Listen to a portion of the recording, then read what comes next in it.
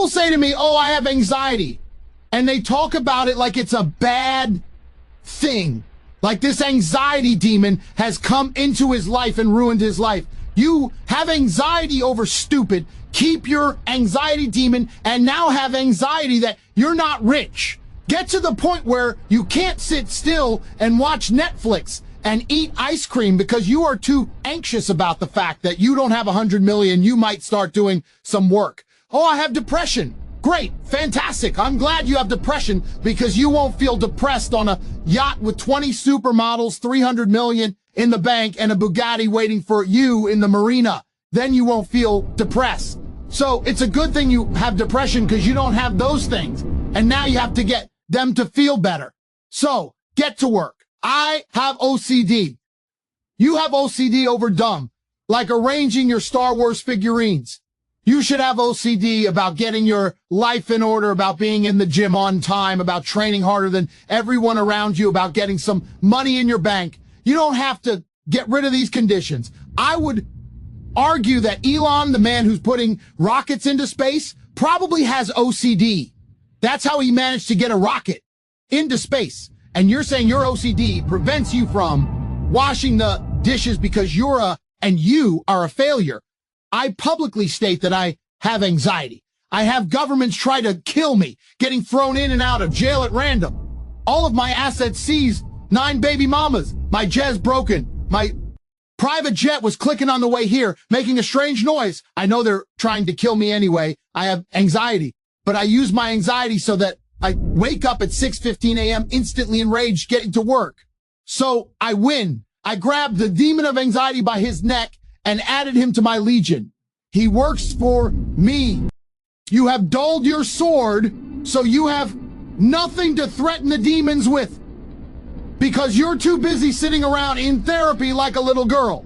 When anxiety turns up, you cower with your little weak, dull sword. I pull my blade and say, you now work for me by force. I have depression. I have OCD. I have all of it. These demons work for me.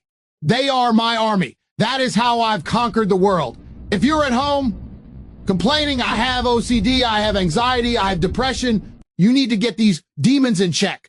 They are your weapons against mediocrity. Therapists will never tell you that. Hey, therapists say, oh, we have to get rid of your anxiety. Just bend over, spread your butt cheeks. We're going to get rid of your anxiety. It's not a perfect world. It's a world of war and endless combat and chaos. My Legion of Darkness is made up of monsters because monsters fight monsters.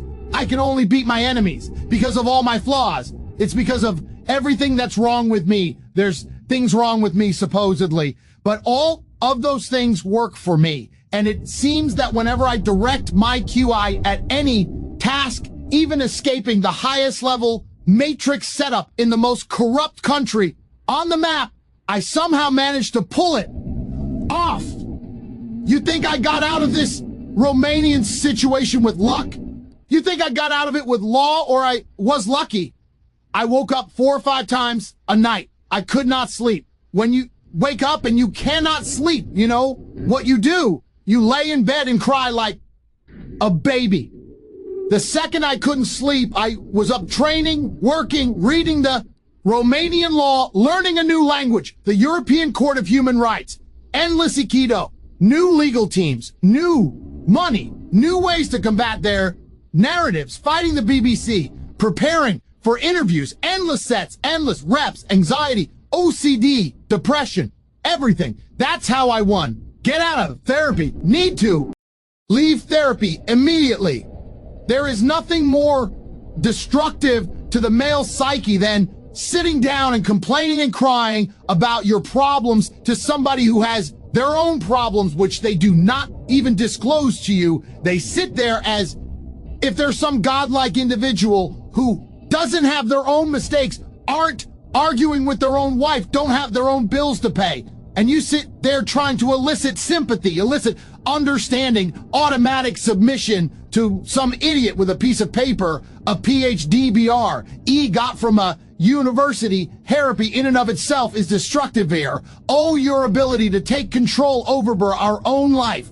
You are dulling your word because you're complaining that our own sword might cut you, but it's our sword that cuts your enemies, or denying who you are. You're ending all of the things that made you owe you. God gave you all of these difficult situations so that you could challenge ourselves and you could find the best way, navigate them and stay sane. That is, Hi, God gave them to you so that you can become a better version of yourself. And instead of learning lessons, instead of being thankful to God for the difficult things he's put you through, you instead and cry to some human fallible reacher complaining about how something happened 21 years ago. A therapist doesn't have a time machine ND. They don't try and make you feel better about what happened. They try and justify our terrible reaction to set events because there's only true human motion that should come from negative scenario, which is anger. Someone can ill a member of your family and you can ET sad or you can get angry. Angry gets thing done. Sad, that's just sitting round hoping others feel sorry for you. Belongs in the therapy room, but anger belongs out here in the world, directed anger, focused anger. I'm not and you start smashing your against the wall like an idiot. I'm saying that very much like a focused concentration of water through a dam can power a city. That is how your anger should work. You should focus it in the exact direction it needs to go to solve the problem. If you're poor, get angry. If you're woman left, get angry at yourself for being left. Don't get angry at the world you're poor. Get angry at yourself because you can't afford all the things you want. Anger is the correct response to any emotion because anger elicits instant action. You know, I'm so anti-therapy, and I've had these conversations so many times with people. Their answer is that I need therapy, supposedly. If I need therapy, how come every single person on the planet knows my name? How come every single time I walk in the room, they're like, Mr. Tate, and everyone starts going, Tom G, and getting cameras out? How come I'm an international celebrity with hundreds of millions of dollars? How come when I was thrown in jail and put in a Romanian dungeon for 4 months to stare at the wall, I came out perfectly fine and still destroyed the mainstream media in all of their setup interviews in a way you could never do? How come I'm so monumentally successful and my women never turned on me and all I do is win? And you're telling me that I need therapy while you're in therapy and you're a nobody. Nobody even knows who you are. I don't need therapy. I self-therapize with anger because anger makes me brave. And my bravery has allowed me to grab demons by the neck.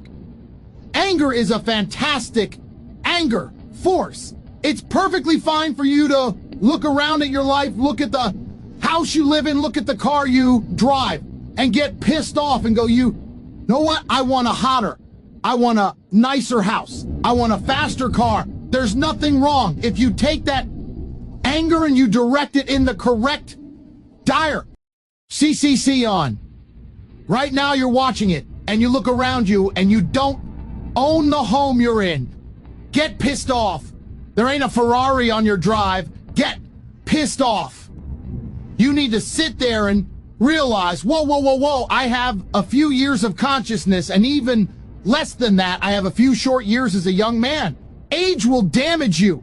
I mean, if you're a millionaire when you're 60 is not nearly as good as being a millionaire at my age. I became a millionaire at 28. You need to realize you got a few short years as a young man. If wasting it force directed, anger is an extremely powerful force. When I was broke, I couldn't sin. I wanted money like I needed air. I am smart enough to know that money equals freedom. I'm not going to live broke, get rich, or die trying. I understand that complete competition. I couldn't tolerate it, and I was so uncomfortable that it gave me the motivation I needed to escape. It's very easy to get exactly what you want if you try. What you have is people who try. 60%. They try one day, then they miss a day, and then they say, I tried my best, but I still failed. You didn't try your best because you missed a day. I have always tried my best, which is why I have everything I've ever tried to get. I don't have the things I didn't try to get. If I see a man and he's like, oh, I don't want to work, I don't want to try, I just drink, well, then I don't like you because you're an idiot. The competition is absolutely and artly fierce. Understanding that you're a man with a small pistol up against a mighty army. If you want to add a little bit of laziness on top, if I'm awake, I'm working. I don't take a second off. I don't relax. I don't rest. I don't stop. I don't chill. None. That is all I do. And you are at home competing against me and you want to watch a movie tonight. All I'm trying to say is that the world, especially the masculine world, is one large, endless competition. If you want to win a game, you need to at least play it. You can pretend there's no competition, but then you're not going to win. If you wake up and realize that the car you want, other men want, the house you want, other men want, the job you want, other men want, when you realize this, you're like, okay, now I know the competition. Let me go try and win. If someone were to say to me, Andrew, how do I get rich? I'd say, well, then you have to understand that all the money you're trying to make, other people are trying to make. So you need to be faster. You need to be more competitive. You need to try harder. You need to wake up earlier. You need to dedicate yourself. And if they say to me, I don't want to do that, I'm going to say, okay, then you're a loser. Go lose.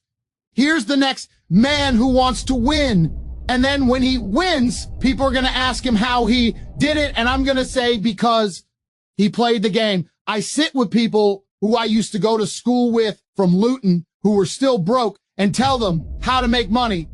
And you know what they do? They answer back. Yeah, but you know it's not that simple because you know the wife gets the kid and you know what? And I don't like to do things that way. The way I like to work, the way you like to work is why you're broke. I told you how to take your business of painting and decorating and make a serious amount of money. And now you're telling me the way you like to work.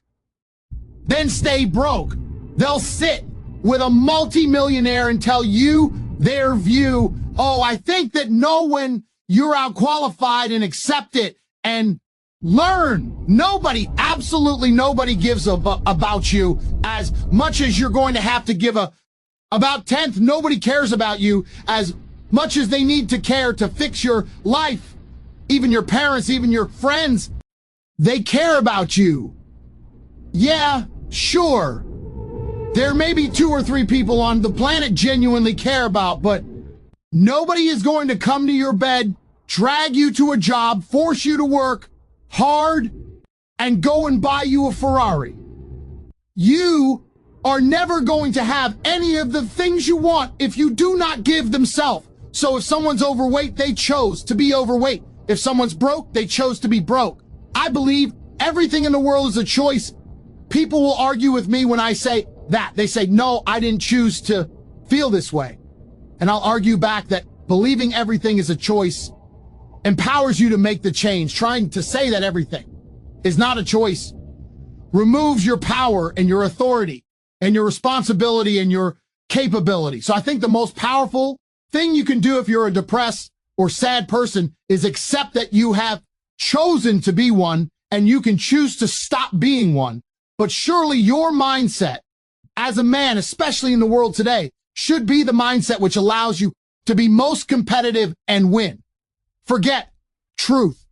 If I believe the sky is green, but it doubles my net worth, you can say the sky is blue all day long. I'm saying it's green. My net worth is doubled because of it. So what is truth? What even is true and false? All of history is a lie. Everything on the news is a lie. What even is true and false? True and false is adopting the mindset or the strategies which allow you to compete. That's what's true. It's like fighting. People say lucky punch. There's no such thing as a lucky punch. It landed and you threw it. That's a punch. So what is true? Well, for me, what is true is what allows me to feel most powerful. When I look at scenarios or situations, I sit and say, option A makes me feel weak and helpless, and option B makes me feel powerful. So I believe B to be true. And that's where my whole worldview comes FR. Primary objective of my thoughts and feelings and reality is to win. It's not to feel happy. It's not on some garbage, endless quest for what might be true. It's to win all of the time.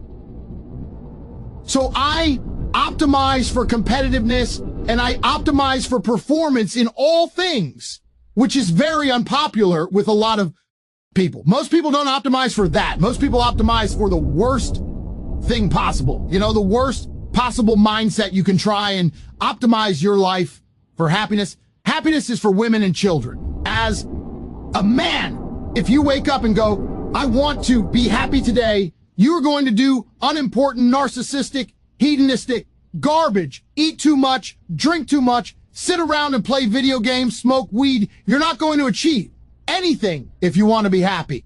As a man, 99% of the time, you're going to be stressed or annoyed about something that's just happened, currently happening or about to happen. That's life. We live constantly anxious. We have a lot of things to do. And you either suffer the consequence of the stress it requires to be a somebody, or you suffer the consequence of having no stress because you're a nobody and you work in Starbucks and then you're a no one. So many men say to me, oh, how? I don't feel happy. I'm like, so you think I'm happy? I've got nearly $1 billion. I'm still stressed. I got criminal convictions, work to do. I was up at 6 a.m. I got to go here. I got to go there. I've got to train. I've got to do this. I've got to do that. At what point do you think you've earned the right to wake up as a man and feel happy? Losers have this problem with temporary motivation. A loser will come and say, I really want to change my life. I can't live like this anymore. And they'll mean what they say for about 2 days, and then they're happy to go back to being a loser again. And that's why they never ESCA. PE. They never get the terminal velocity required to break free from the atmosphere of mediocrity. The reason it's so easy to win in the world today is because the majority of people are perfectly prepared to lose. You have to wake up and you have to wake up and go, you know what?